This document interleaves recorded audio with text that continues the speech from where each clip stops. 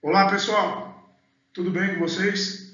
Mais um encontro aí, vamos falar hoje de IDH, Índice de Desenvolvimento Humano. Essa matéria a gente já havia comentado em sala, né? Mas ela não cairia no teste, tá? Então vamos dar um aprofundamento agora para esse assunto, tá? Então IDH significa Índice de Desenvolvimento Humano.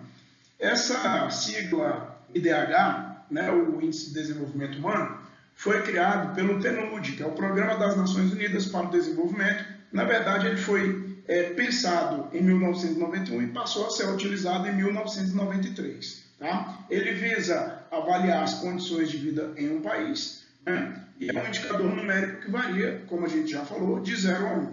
Quanto mais próximo de 1, melhor as condições socioeconômicas de um país. Quanto mais próximo do zero, piores essas condições.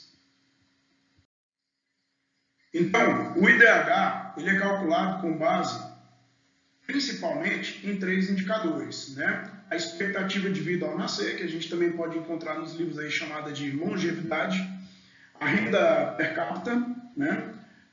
E os anos médios de escolaridade e a expectativa de estudo, né? Que a gente chama aí basicamente de escolarização. Tá? Então, esses 3 indicadores são os principais para dizer se um país é mais desenvolvido ou menos desenvolvido, segundo essa forma de calcular esse desenvolvimento chamada de IDH. Aqui nós temos o mapa do IDH no mundo, né? Você vai ver essa escala do mais claro para o mais escuro, né? Sendo que onde é mais claro você vai ter um IDH mais baixo e onde é mais escuro você vai ter mais desenvolvimento socioeconômico, né? Então você vai ver, por exemplo, no mapa, onde você tem aí Austrália, Nova Zelândia, a Europa, né? Estados Unidos, Canadá, o Japão, tá? Você vai ver as partes mais escuras do mapa, né? Essas partes mais escuras, elas são as partes aí que têm os melhores indicadores de desenvolvimento socioeconômico. Por outro lado, você pega ali, por exemplo, a porção central da África, né? Que tem ali os piores indicadores do mundo, né? Países ali onde a expectativa de vida é inferior a 40 anos, por exemplo, em Serra Leoa, né? Então, nós temos essa discrepância, nós temos essa diferença muito grande entre países no que tange ao desenvolvimento, no que tange ao IDH. Dentro dessa temática, é importante ressaltar um outro conceito muito utilizado para avaliar esse assunto, que é o PIB, né? O Produto Interno Bruto. Então, colocamos aí no resuminho que o PIB é o conjunto das riquezas produzidas em determinado período dentro de um país. Tá? Quando esse valor é dividido pela população do país, denomina-se PIB per capita, por cabeça ou por pessoa, também muito comumente chamado de renda per capita. Então veja aí uma importante observação, né? Que ao mostrar a média nacional, o IDH oculta diferenças regionais internas de um país. Então, por exemplo, quando eu falo para você que os Estados Unidos da América tem um IDH alto, né? Te dá a impressão inicial de que lá tudo é perfeito, tudo é mil maravilhas. Mas, infelizmente, a gente sabe que existem diferenças regionais, existem dentro do próprio Estados Unidos da América, que é o país mais rico do mundo, locais de mais abundância e locais que não têm tanta abundância de riqueza assim.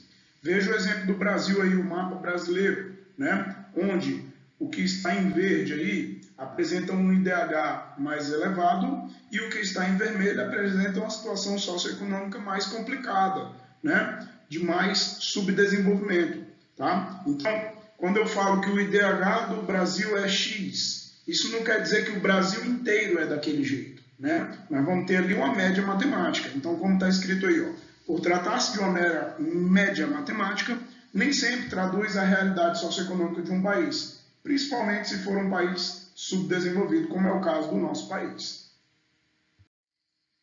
Então tá aí, ó, novamente o mapa, né? Trazendo dados de 2018 obtidos lá no Instituto Brasileiro de Geografia e Estatística, com base nos dados do PNUD, que é o Programa das Nações Unidas para o Desenvolvimento. Tá? Então veja aí, ó, esse mapa mostra, por exemplo, Rio Grande do Sul com um IDH verdinho aí, né? Um IDH mais alto, tá? Mostra o oeste do estado do Amazonas, ali, com o IDH mais avermelhado, né, uma condição socioeconômica mais problemática, boa parte da região nordeste, né? Então nós vamos ver essa discrepância, essa grande diferença entre o desenvolvimento de um lugar para outro, né, dentro do mesmo país. Então, sobre as regionalizações, é importante ressaltar que existe um caráter de transitoriedade, não um caráter de permanência. Ou seja, as regiões que existem, elas não necessariamente continuarão existindo da mesma forma, né? Você tem aí algumas regionalizações que, por exemplo, elas foram muito importantes no período da Guerra Fria, dividir os países em primeiro, segundo, terceiro mundo, por exemplo. Isso a gente já aprendeu que não vale mais, porque o segundo mundo ele foi extinto em 1991 com a extinção da União Soviética, né? Porque ela liderava ali o grupo dos países socialistas, que era o segundo mundo. Então essa regionalização ela não faz mais sentido. Hoje, por exemplo, nós dividimos de forma muito mais comum os países em desenvolvidos ou subdesenvolvidos, centrais ou periféricos, como já vimos em outros assuntos anteriormente. Tá joia? Então, o mapa do mundo também ele não é definitivo, ele não está pronto, porque novos países podem vir a existir por conta até dos movimentos separatistas. A gente está estudando o caso da Catalunha, né, por exemplo, e outros países eles podem deixar de existir, né, como por exemplo a Tchecoslováquia, né, ela deixou de existir na década de 1990, dando origem, por exemplo, à República Tcheca e à Eslováquia. Tudo bem, gente? Outro exemplo aí de regionalização muito importante é o grupo de países ou regiões, né, chamado de tigres asiáticos. Tá? Temos aí as bandeirinhas, né, que representam aí essas 4 potências, Coreia do Sul, Singapura, Hong Kong e Taiwan. Né? A gente fala países aqui, mas a gente sabe que Taiwan e Hong Kong são regiões administrativas autônomas. Tá? Num outro momento nós vamos estar aprofundando esse conceito. Mas, por enquanto, vamos chamar de país, só para facilitar aqui a compreensão de vocês. Né?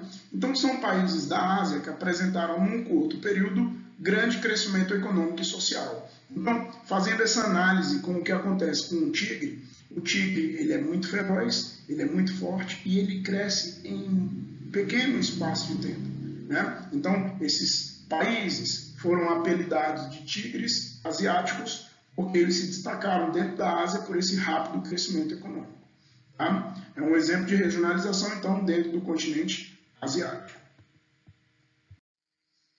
Temos aí também os BRICS, né? Ou o BRICS, que é o conjunto dos países emergentes. Tá? Esse grupo é composto, como a sigla mesmo indica, essa sigla é em inglês, então por isso ela termina com S.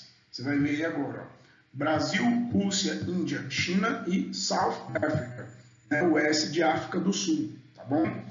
Então, por isso a sigla termina com a letra S, de South Africa.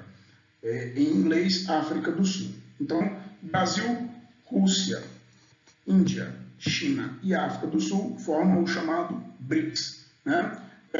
Esses países eles fazem parte do grupo dos emergentes, né? Pois tem considerável industrialização, crescimento econômico, domínio de setores avançados de ciência e tecnologia e atração de investimentos estrangeiros. Tá? Eles são chamados de emergentes porque eles emergiram da pobreza para a riqueza.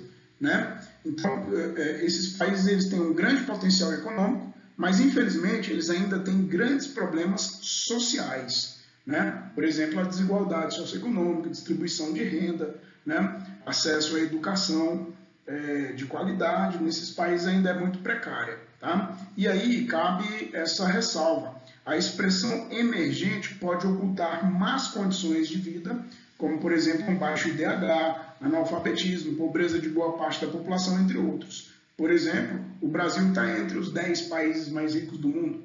Né? Mas quando você visita uma periferia, uma favela, por exemplo, você não tem essa noção. Tá joia? Então não te passa essa impressão, como eu costumo falar nas aulas. Nós temos vários Brasis dentro do nosso Brasil. Né? É uma grande diferença de realidades aí. Outra forma de regionalização que leva em consideração o grau de desenvolvimento de cada país. Tá? Então está aí a divisão do mundo em países ricos, países pobres e países emergentes. Bacana então, pessoal, para a gente sistematizar esse aprendizado, né? Eu estou propondo aí para vocês umas atividades importantes, tá? Nós temos o mapa do IDH na página 36, vocês já estão cientes aí da importância de estar copiando esses mapas nos cadernos, tá? Porque quando você copia o mapa, você aprende muito mais sobre o mapa do que simplesmente olhar para ele, né? Então essa sugestão aí, tá? Na verdade é uma atividade que vai ser cobrada de vocês. Cópia do mapa da página 36, o mapa do Índice de Desenvolvimento Humano. Depois nós vamos analisar o mapa da página 37 e indicar os estados com maior IDH no Brasil, tá joia? Então você vai estar indicando ali os estados que têm o IDH mais desenvolvido. E no mesmo mapa, o item 3 aí, você vai indicar os estados com menor IDH do Brasil. A sugestão aí é que indique 5 de cada, 5 dos maiores e 5 dos menores, tá? Ler 2 vezes aí essa matéria, né, que vai das páginas 34 a 40, e ler as páginas 44 e 45 e responder as questões 1 a 4. Um questionáriozinho bem tranquilo que tem lá, tá joia? Então, sugiro aí que vocês façam com muito carinho essa atividade, tá? Bons estudos e bom trabalho, grande abraço, tchau!